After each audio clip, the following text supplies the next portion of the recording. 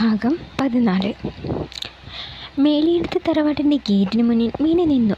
അവൾ തറവാടാകിയൊന്ന് നോക്കി. അന്നത്തെ ബഹളത്തോടെ ഇനി അപ്പുവേട്ടൻ്റെ കൈപിടിച്ചല്ലാതെ ഈ മുറ്റത്തേക്ക് കാലുകുത്തില്ലെന്ന് കരുതിയതാണ്. അവളൊന്ന് നിശ്വസിച്ചു. പിന്നെ ഗേറ്റ് തള്ളി തുറന്ന് അകത്തേക്ക് പ്രവേശിച്ചു. നടന്നു വന്ന് പഠിച്ചവിട്ടാനൊരുങ്ങിയതും നിൽക്കവിടെ എന്ന് അലർച്ച കേട്ട് അവൾ നിന്ന് മുഖമുയർത്തി നോക്കി. ഉഗ്രകോപത്തോടെ സൗദാമിനി അവളുടെ മുന്നിലേക്ക് വന്നു. ഒപ്പം ശിവനും ശങ്കരനും. ആരോട് ചോദിച്ചിട്ടാണേ നീ മുറ്റത്ത് കാലുകുത്തിയത്? സൗദാമിനി ചോദിച്ചു. ഞാൻ പാർവതിയമ്മയെ കാണാൻ വന്നതാ, അവൾ പറഞ്ഞു. പാർവതിയമ്മയെ കാണാനോ? എന്തിനെ? മകനെ കാണാനില്ല എന്നറിഞ്ഞ് നെഞ്ചു പൊട്ടി കരയുകയാ വലിയെടുത്തി അവിടെ. അതുകൊണ്ട് സന്തോഷിക്കാനാവും നീ വന്നത് അല്ലേടി? സൗദാമിനി ദേഷ്യത്തോട് ചോദിച്ചു. അത് കേട്ട് മീനുവിന് കോപവും ഇരിച്ചു കയറി. അവൾ കൈ ചുരുട്ടി പല്ല് പിടിച്ചു. അതായിരിക്കില്ല, അപ്പുവിനെ കുറിച്ച് ഓരോന്ന് പറഞ്ഞ് വീണ്ടും ഇവിടെ പറ്റിക്കൂടാനാവും വരവ്. അതാണ് വേണ്ട, വേഗം തിരിച്ചു പോയിക്കോ, ശിവരാമൻ പറഞ്ഞു. അവൾ കരച്ചിലടക്കി. ഞാനൊന്നും പറയാനോ ഒന്നും തട്ടിയെടുക്കാനോ വന്നതല്ല പാർവതിയമ്മയെ. എനിക്ക് എൻ്റെ സ്വന്തം അമ്മയെ പോലെയാണ്. ആ അമ്മയെ ഒന്ന് ആശ്വസിപ്പിക്കാനാണ് ഞാൻ വന്നത്. ഓ, നീ പറഞ്ഞ കേട്ട് സന്തോഷത്തോടെ എഴുന്നേറ്റ് തുള്ളിച്ചാടില്ലേ? വലിയെഴുതിയുടെ സങ്കടം മാറ്റി ഇവിടെ ഞങ്ങളൊക്കെ ഉണ്ട്, അതിന് നീ മെനക്കെടണ്ട, ഇറങ്ങി പോടി, സൗദാമിനി പറഞ്ഞു. അമ്മേ, ശാസ്നിയോട് വിളിച്ചുകൊണ്ട് മിത്ര അവിടേക്ക് വന്നു. മീനു ചേച്ചി ഇവിടെ നിന്നും ഇറക്കി വിടാനുള്ള അധികാരം നിങ്ങൾക്കാർക്കുമില്ല. ചേച്ചിക്ക് അമ്മായിയെ കാണണം എന്നുണ്ടെങ്കിൽ അത് നിങ്ങളാരും വിലക്കേണ്ട കാര്യമില്ല. മിത്ര മീനുവിനെ നോക്കി. ചേച്ചി വാ, അമ്മായി അകത്തുണ്ട്, മിത്ര പറഞ്ഞു. എല്ലാവരും ദേഷ്യത്തോടെ മിത്രയെ നോക്കി. ആ പടി കയറരുത്, ശിവരാമൻ ആക്രോശിച്ചു. പിന്നെ തിരിഞ്ഞ് മിത്രയെ നോക്കി. ഇവളൊറ്റൊരുത്തി കാരണം അപ്പുമോന് ഈ അവസ്ഥയുണ്ടായത്. ഇവൾ കാരണം വേദനിച്ചുകൊണ്ട് അവൻ അന്ന് ഇവിടുന്ന് മടങ്ങിപ്പോയത്.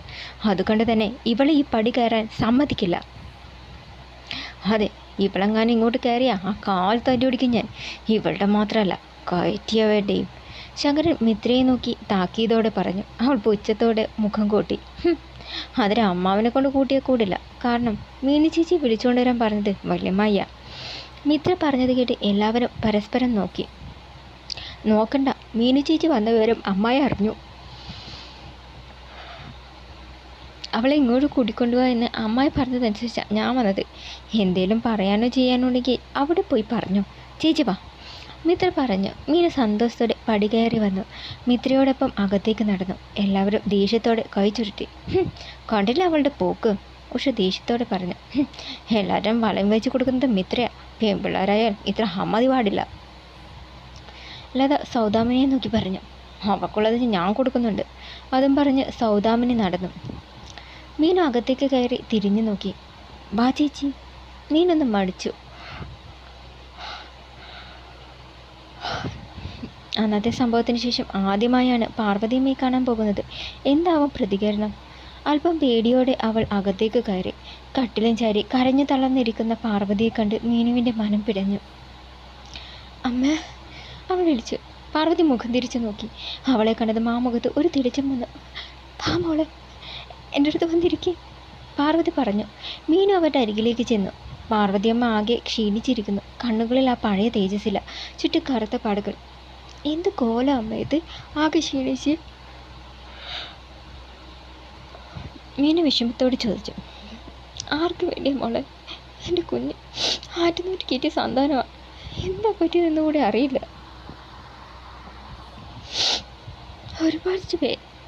ഒരുപാട് വേദനിച്ചു അവൻ. മോളുടെ കാര്യത്തിലും നിന്നെ കാണാനില്ല എന്നറിഞ്ഞ് ആകെ സങ്കടത്തിലായിരുന്നു അവൻ. അച്ഛന് വേണച്ച എൻ്റെ ജീവനെടുത്തോട്ടെ, അവളെ വെറുതെ വിട്ടോട്ടെ എന്ന് പറഞ്ഞ് കരച്ചിലായിരുന്നു അവൻ. പാർവതി കരഞ്ഞുകൊണ്ട് പറഞ്ഞു. അമ്മ കരയണ്ട, അപ്പേട്ടനൊന്നും സംഭവിക്കില്ല, എനിക്ക് ഉറപ്പുണ്ട്. പണ്ടും ഒളിച്ചു കളിക്കാനായിരുന്നില്ലേ അപ്പേട്ടന് കൂടുതൽ ഇഷ്ടം? ഇതും അങ്ങനെയാ. നമ്മളെല്ലാം പീഡിപ്പിക്കാൻ വേണ്ടി എവിടെ ഒളിച്ചിരിക്കാം. കുറച്ച് ദിവസം കഴിയുമ്പം വരും ആള്. അപ്പോൾ ചൂരിൽ കൊണ്ട് നല്ല തല്ല് കൊടുക്കണം, മീന പറഞ്ഞു. അമ്മയ്ക്ക് ഓർമ്മയില്ലേ അമ്പാട്ടിക്കുട്ടിയെ തല്ലുണ്ടാക്കിയതിനെ വലിയങ്ങനെ വഴക്ക് പറഞ്ഞെന്ന് പറഞ്ഞ് പത്തായത്തിൽ കയറി ഒളിച്ചത്? വീട് മുഴുവൻ അന്വേഷിച്ച് നടന്നതും ഒടുവിൽ നെല്ലെടുക്കാൻ ചെന്ന നാണുവേട്ടൻ പത്തായത്തിൽ അപ്പുവേട്ടൻ്റെ കൈ കണ്ട് പ്രേതനെ വിളിച്ച് കരഞ്ഞതും അവസാനം എല്ലാവരും കൂടി ചെവിക്ക് പിടിച്ച് അപ്പുവേട്ടനെ തൂക്കിയെടുത്ത് കൊണ്ടുവന്നതൊക്കെ അപ്പോഴത്തെ അപ്പേൻ്റെ മുഖം ഒന്ന് കാണേണ്ടതായിരുന്നില്ലേ? മീനി ചോദിച്ചു. പാർവതി അതൊക്കെ ഓർത്തു. ഓർമ്മയില്ലേ അടിക്കാൻ ചൂർണമായി വന്നപ്പോൾ പറമ്പ് ഓടിച്ചത്? അന്ന് പറഞ്ഞില്ലേ ഇത് അമ്പാടിക്കണ്ണനാണെന്ന്. അതൊക്കെ പറഞ്ഞത് പാർവതിയുടെ മുഖം തിളങ്ങി. നേരാ, എൻ്റെ കുട്ടിക്കുറുമ്പൻ. പാർവതി ചിരിച്ചുകൊണ്ട് പറഞ്ഞു. ഇതും ഒരു കുട്ടിക്കുറുമ്പ് തന്നെയാണ്. നല്ല തല്ല് കൊള്ളേണ്ടത്. വരട്ടെ അവൻ. ഇങ്ങനെ ഒന്നും കഴിക്കാതെ അമ്മ ഇരിക്കുകയാണെങ്കിൽ അപ്പോഴും വരുമ്പോഴേക്ക് തല്ലാൻ പോയിട്ടൊന്ന് ശാസിക്കാനുള്ള ആരോഗ്യം പോലും ഉണ്ടാവില്ല അമ്മയ്ക്ക്. അതുകൊണ്ട് മര്യാദയ്ക്ക് ഭക്ഷണവും മരുന്നൊക്കെ കഴിക്കണം. മീനു പറഞ്ഞു. അപ്പോഴേക്കും മിത്ര ഭക്ഷണമായി വന്നിരുന്നു. ആ, നീ വന്നോ? ചേച്ചി വന്ന് പറഞ്ഞ അമ്മായി വല്ലത് കഴിക്കുമെന്ന് എനിക്കറിയാം. അതാ ഇതാ അമ്മായി കഴിക്ക്. മിത്ര ആഹാരം അവൾക്ക് നേരെ നീട്ടി. അവളൊന്ന് ശങ്കിച്ചു. കഴിക്കമ്മേ, മീനു പറഞ്ഞു.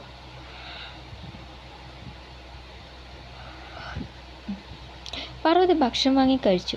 മീനു പഴയ ഓരോ കാര്യങ്ങളൊക്കെ പറഞ്ഞുകൊണ്ടേയിരുന്നു. ഭക്ഷണം കഴിച്ച ശേഷം മീനു തന്നെ മരുന്നെടുത്ത് പാർവതിക്ക് നൽകി. പാർവതി അവളെ ആകെ ഒന്ന് നോക്കി. കവളിൽ കലിത്തലം ചേർത്തു. എൻ്റെ മോൻ നിന്നെ സ്നേഹിച്ചതിൽ എനിക്ക് അത്ഭുതമൊന്നുമില്ല. അവനറിയാം ഇതൊരു മാമൂല്യ നിധിയാണെന്ന്. പാർവതി ഒന്ന് ഏങ്ങി. മീനുവിൻ്റെ കണ്ണുകൾ നിറഞ്ഞു. അമ്മ കിടന്നോ? അവൾ പാർവതിയെ കട്ടിലിൽ കിടത്തി. പാർവതി അവളുടെ കയ്യിൽ പിടിച്ചു. കുറച്ച് സമയം ഇവിടെ ഇരിക്കും മോളെ. മീനു പുഞ്ചിരിച്ചു. പിന്നെ അവൾക്കരികിലിരുന്നു. മുറ്റത്ത് കാറ് വന്ന് നിൽക്കുന്ന ശബ്ദം കേട്ട് സൗദാമിനി ഉമ്മറത്തേക്ക് വന്നു. കാറിൻ്റെ ഡോർ തുറന്ന് ആനന്ദും ഷോണിമയും അവന്തികയും ഇറങ്ങി. ഷോണിമയുടെയും ആനന്ദിൻ്റെയും മുഖത്ത് വലിയ തെളിച്ചമൊന്നുമില്ലായിരുന്നു. എന്നാൽ അവന്തികയുടെ മുഖത്ത് കൃത്യമായി ഘടിപ്പിച്ച ഒരു ശോകഭാവം ഉണ്ടായിരുന്നു. ഓ, ഈ പിശാചുക്കളായിരുന്നോ? സൗദാമിനി മുറുമുറുത്തു. പിന്നെ അവരെ നോക്കി നന്നായി ഒന്ന് വിളിച്ചു. അല്ല, ആരിതൊക്കെ? വാ വാ, സൗദാമിനി പറഞ്ഞു. ആൻറ്റി എന്ന് കരഞ്ഞു വിളിച്ചുകൊണ്ട് അവന്തിക്ക് ഓടി വന്ന് സൗദാമിനെ കെട്ടിപ്പിടിച്ചു. അവരൊന്ന് അന്താളിച്ചു. ദൈവമേ, ഈ പെണ്ണിന് ഇതെന്ത് പറ്റി? പട്ടായാ? സൗദാമിനി മനസ്സിൽ പറഞ്ഞു. എന്താ മോളെ ഇത്? സൗദാമിനി അവളെ പിടിച്ചെഴുതി. എന്നാലും എന്താ എൻ്റെ അഥർവിനെ പറ്റിയത്? ഈങ്ങിക്കരച്ചുകൊണ്ട് അവൾ ചോദിച്ചു. അറിയില്ല മോളെ, ഓരോരുത്തരും ഓരോന്നാ പറയുന്നത്. നിങ്ങൾ വാ. സൗദാമിനി അവരെയും കൂടി അകത്തേക്ക് നടന്നു. ഹാൾമുറിയിലെത്തിയതും അവർ നിന്നു. നിങ്ങളിരിക്കെ, ഞാനിപ്പോൾ വരാം. സൗദാമിനി പറഞ്ഞു തിരിഞ്ഞതും ശങ്കരനും ശിവരാമനും ഉഷയില്ലതും അവിടേക്ക് വന്നു. ആഹാ, നിങ്ങളായിരുന്നു, വാ ഇരിക്ക്, ശിവരാമൻ പറഞ്ഞു. ഞങ്ങൾക്ക് ഇരിക്കൊന്നും വേണ്ട.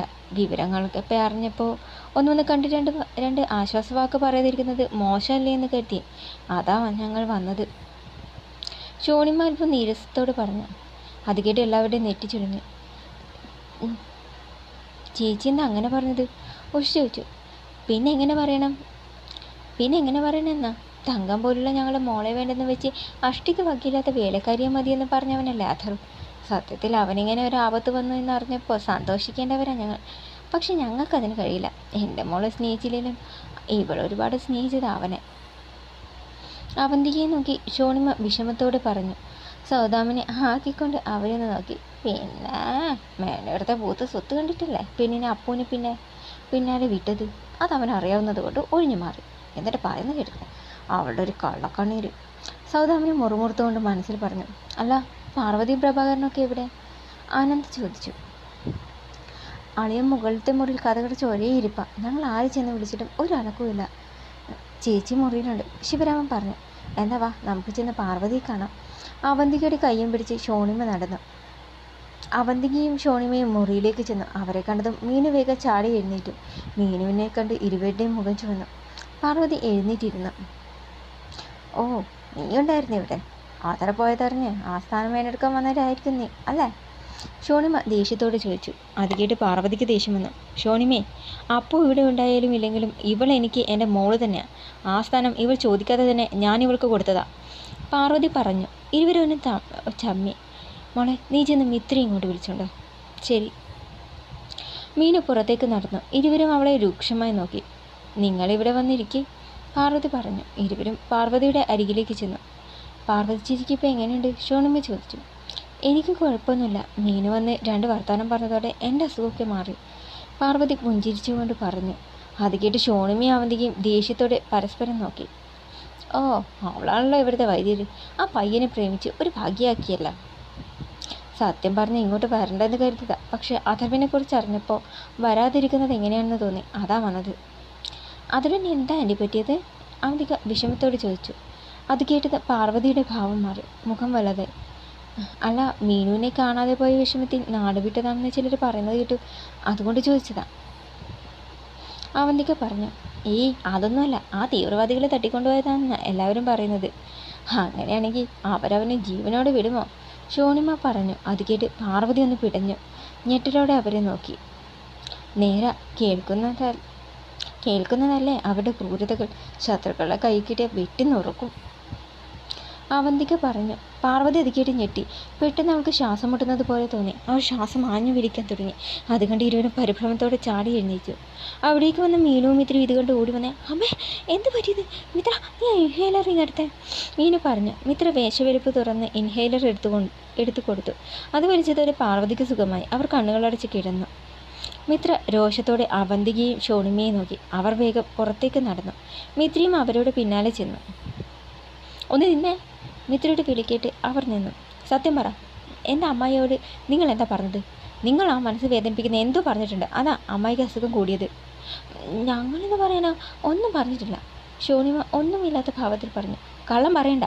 അപ്പുവേട്ടനെ പറ്റി എന്തോ നിങ്ങൾ പറഞ്ഞിട്ടുണ്ട്. അപ്പുവേട്ടനെ കാണാനില്ല എന്ന് അറിഞ്ഞത് മുതൽ ഒരു വറ്റു പോലും കഴിക്കാതെ കരഞ്ഞിരിക്കുകയായിരുന്നു എൻ്റെ അമ്മായി. മീനു ചേച്ചി വന്ന് കുറച്ച് സംസാരിച്ച ശേഷമാണ് അമ്മായി ഒന്ന് ചിരിക്കുകയും ഭക്ഷണം കഴിക്കുകയും ഒക്കെ ചെയ്തത്. ഇല്ല, നിങ്ങൾ വന്ന് നശിപ്പിച്ചു. മിത്ര അമർഷത്തോടെ പറഞ്ഞു. അത് കേട്ട് അവർക്കും ദേഷ്യം വന്നു. ഓ, അപ്പുവിനെ കാണാനില്ല എന്നറിഞ്ഞ് വിവരം അന്വേഷിക്കാൻ വന്ന ഞങ്ങളോട് ഇങ്ങനെ തന്നെ പറയണം. ബഹളം കേട്ട് മീൻ അവിടേക്ക് വന്നു. ദേ, തറവാട്ടിൽ കയറി വന്ന് ആള് കളിച്ചാലുണ്ടല്ലോ. മിത്ര ദേഷ്യത്തോടെ പറഞ്ഞു. മീനു വന്ന് അവളെ പിടിച്ചു. അപ്പോഴേക്ക് ബഹളം കേട്ട് എല്ലാവരും അവിടേക്ക് വന്നു. മിത്ര, മതി, മിണ്ടാതിരിക്കും, മീനു പറഞ്ഞു. മിത്ര അടങ്ങി. ഓ, തറവാട്ടമാവെന്ന് കൽപ്പിച്ചപ്പോൾ കണ്ടില്ലേ വാലം മടക്കി ഒതുങ്ങിയത്. അവനിക പല്ലു ഞെരിച്ചു. ചേച്ചി മറിയ, ഇവിടെ ചെകിടത്തിട്ടിട്ടുണ്ട് പൊട്ടിക്കണം എനിക്ക്. ഇവിടെ അപ്പുവേട്ടനെ കുറിച്ച് എന്താ വേണ്ടാത്തത് പറഞ്ഞിട്ടുണ്ട്. അത് അമ്മായിക്ക് പെട്ടെന്ന് അസുഖം വന്നത്. മിത്ര പറഞ്ഞു. മീനു അവളെ പിടിച്ചു. വേണ്ട മിത്ര, അടങ്ങ്. അതേടി, നിൻ്റെ അപ്പുവേട്ടനെ കുറിച്ച് ഞാൻ പറഞ്ഞു. തീവ്രവാദികളെ തട്ടിക്കൊണ്ടുപോയി അങ്ങനെ വെട്ടി നുറുക്കി പീസാക്കി അയച്ചു തരും അവർ. അത് കാത്തിരുന്നാൽ മതിയെന്ന് ഞാൻ പറഞ്ഞു. അവന്തിക ആവേശത്തോടെ പറഞ്ഞതും അവളുടെ ചെകിട്ടത്ത് തന്നെ ഒരടി വീണു. എല്ലാവരും ഞെട്ടിത്തരിച്ചു. എരിയുന്ന കണ്ണുകളോടെ മീനു അവളെ നോക്കി നിന്നു. കവിളിൽ കഴുത്തലം വെച്ച് അവന്തിക രൂക്ഷമായി അവളെ നോക്കി. ഇടി, അവൾ വിളിക്കാനിറങ്ങിയത് മറ്റേ കവിളിലും അടി വീണു ഒരടി.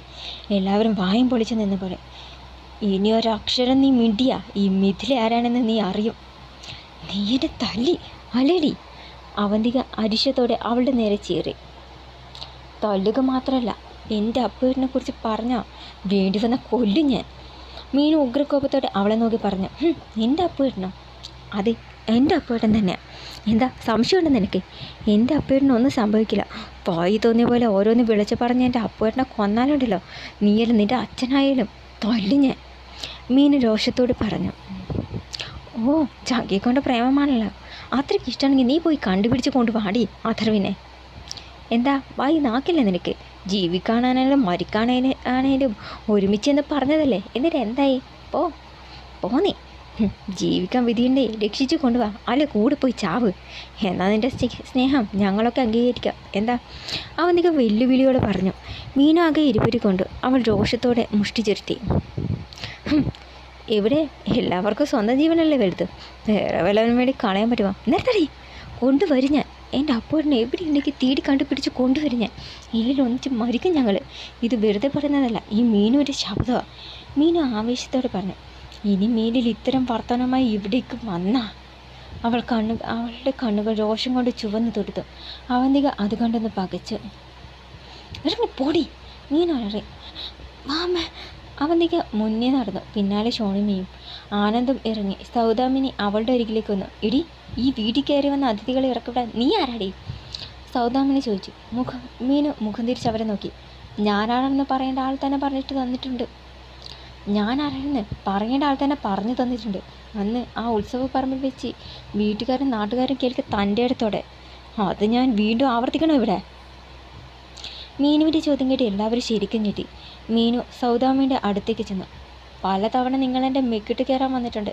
ആവുന്ന വിധത്തിലൊക്കെ എന്നെ ദ്രോഹിക്കുകയും വേദനിപ്പിക്കുകയും ഒക്കെ ചെയ്തിട്ടുണ്ട്. അതൊക്കെ അറിഞ്ഞപ്പോൾ അപ്പയുടെ പലപ്പോഴും പറഞ്ഞിട്ടുണ്ട് നല്ല 2 വാക്ക് മുഖത്ത് നോക്കി പറയാൻ. അന്ന് ഞാനത് ചെയ്തില്ല. ഇനി എന്നെക്കൊണ്ട് അത് ചെയ്യിക്കരുത്. താക്കീതോടെ പറഞ്ഞ് മീനു പുറത്തേക്ക് നടന്നു. എല്ലാവരും വായും പൊളിച്ച് നിന്നുപോയി. മിത്രയ്ക്ക് ശരിക്കും സന്തോഷമായി. തിരിച്ചു വന്നു കഴിഞ്ഞു ആ പഴയ മീനു, മിത്ര മനസ്സിൽ പറഞ്ഞു. മീനുവിൻ്റെ മനസ്സാകെ കലങ്ങി മറിയുകയായിരുന്നു. അവൾക്ക് എന്ത് ചെയ്യണമെന്നോ ഒന്നും അറിയില്ലായിരുന്നു. പക്ഷേ അവൾ ഒന്നുറപ്പിച്ചിരുന്നു. അവന്തികയോട് പറഞ്ഞ കാര്യം അവളെ തോൽപ്പിക്കാൻ ഒരാവേശത്തിന് പറഞ്ഞതല്ല ഒന്നും. എന്തൊക്കെ വന്നാലും ശരി, എൻ്റെ അപ്പൂട്ടിനെ തേടി ഞാൻ പോവുക തന്നെ ചെയ്യും. അവൾ മനസ്സിലുറപ്പിച്ച് ഉറങ്ങാൻ കിടന്നു. രാവിലെ എഴുന്നേറ്റ് ജോലിയൊക്കെ തീർന്നതിന് ശേഷം അവൾ മായയുടെ അരികിലേക്ക് ചെന്നു. ചേച്ചി, എനിക്ക് ഒന്ന് ടൗൺ വരെ പോകണം. അവൾ പറഞ്ഞിട്ട് മായ ഒന്ന് അമ്പരന്നു. എന്തിനാ മോളെ? അത് എനിക്ക് ഇത്തവണ എക്സാം എഴുതി പാസ്സാവണം ചേച്ചി. അപ്പോഴെന്നും എന്നും പറയാനുള്ള കാര്യം അത്. ഞാനിതുവരെ അത് കാര്യമായിട്ട് കണ്ടിട്ടില്ല. പക്ഷേ ഇപ്പോൾ അവളൊരു മാത്രം നിർത്തി. ടൗണിൽ നല്ലൊരു ട്യൂഷൻ സെൻ്റർ ഉണ്ട്. അവിടെ ജോയിൻ ചെയ്താൽ അവർ 6 മാസത്തിനുള്ളിൽ തന്നെ പോർഷൻസ് എല്ലാം കംപ്ലീറ്റ് ചെയ്ത് തരുമെന്നാണ് അറിഞ്ഞത്. ഫീസ് കുറച്ച് വേണ്ടി വരും. മായ പുഞ്ചിരിച്ചു. അതേപ്പറ്റിയൊന്നും നീ ആലോചിച്ച് വിഷമിക്കണ്ട, ഫീസൊക്കെ ഞാൻ തരാം, മായ പറഞ്ഞു. ശരി ചേച്ചി. മീനി സന്തോഷത്തോടെ തിരിഞ്ഞു നടന്നു. ഒന്നുമില്ലെങ്കിലും ഇതൊരു നല്ല കാര്യമാണ്. എന്തെങ്കിലും ഒരു കാര്യത്തിൽ മുഴുകിയാൽ അവളുടെ മനസ്സൊന്ന് ശാന്തമാകും, മായ പറഞ്ഞു.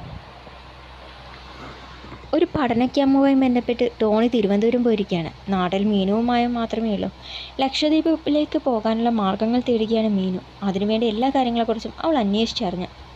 അതവൾ പലതവണ പറഞ്ഞിട്ടുള്ളതാണ്. തൻ്റെ കൂടെ പോര്, തനിക്കുള്ള പെർമിറ്റ് ഞാൻ ശരിയാക്കി തരാം എന്നൊക്കെ. അന്നൊക്കെ ഒഴിഞ്ഞു മാറി. ഇന്ന് എന്താണ് മാർഗം? അവൾ ആലോചിച്ചു. പ്രധാനമായും 4 മാർഗങ്ങളാണുള്ളത്. Private tour package, government tour package, visiting permit, job permit, tour packages. Tour packages എടുത്തതുകൊണ്ട് യാതൊരു കാര്യവുമില്ല. ഏറ്റവും നല്ലത് വിസിറ്റിംഗ് പെർമിറ്റാണ്. പക്ഷേ അതിനേറെ കടമ്പകൾ കടക്കേണ്ടതായിട്ടുണ്ട്. ആദ്യമായി വേണ്ടത് ക്ലിയറൻസ് സർട്ടിഫിക്കറ്റാണ്. അതിനായി പോലീസ് സ്റ്റേഷനിലേക്ക് ചെല്ലാൻ തന്നെ അവൾ തീരുമാനിച്ചു. മിസ്സിംഗ് കേസ് ഉണ്ടായത് കൊണ്ട് തന്നെ SIക്ക് മീനുവിനെ കണ്ടപ്പോൾ തന്നെ മനസ്സിലായി. അതുകൊണ്ട് തന്നെ ക്ലിയറൻസ് സർട്ടിഫിക്കറ്റ് പെട്ടെന്ന് തന്നെ കിട്ടി.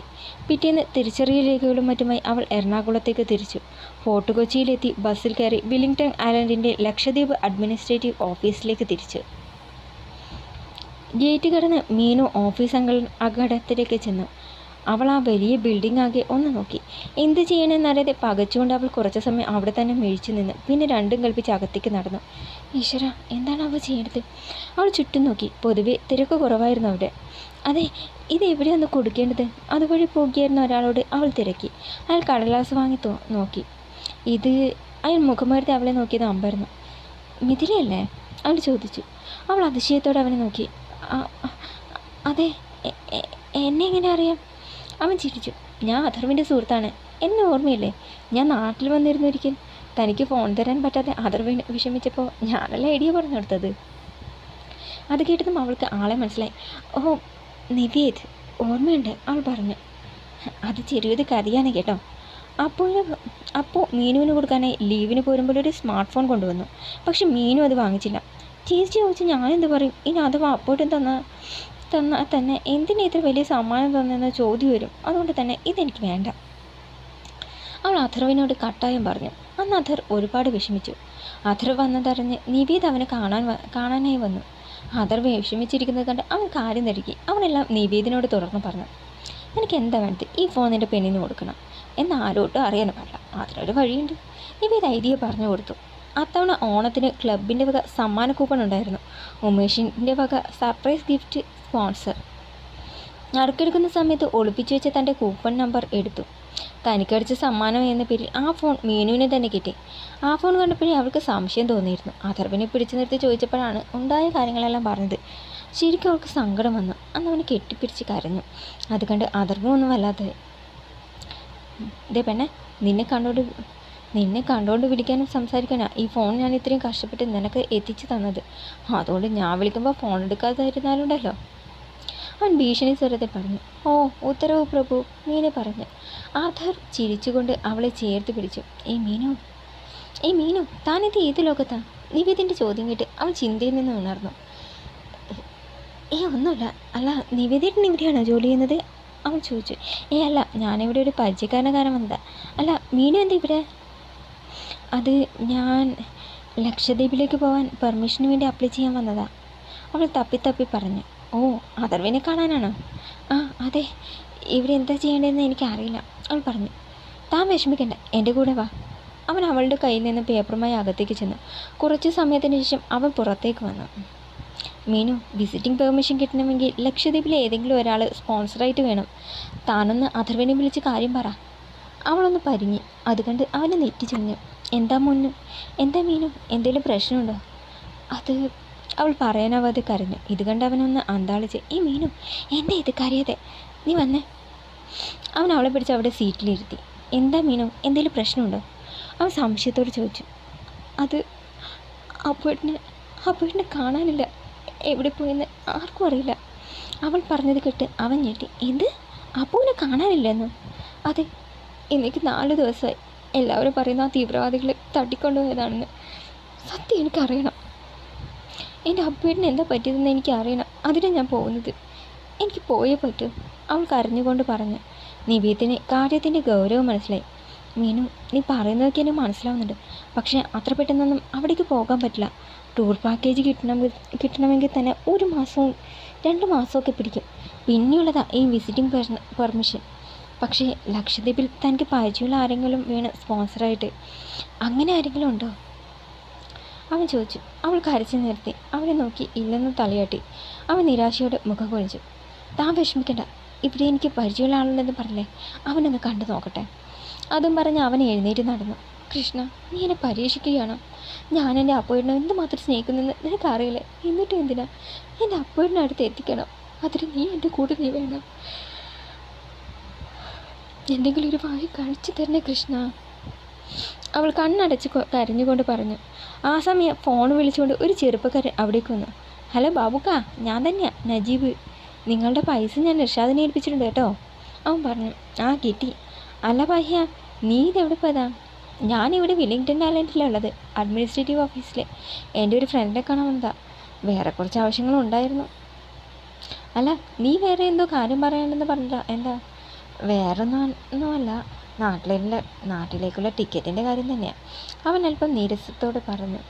ഓ, ഞാൻ മറന്നു. മാസം ഉമ്മാക്ക് മോനെ കണ്ടില്ലേ, ഉറക്കം വരില്ലല്ലോ, അവൻ ചിരിച്ചുകൊണ്ട് ചോദിച്ചു.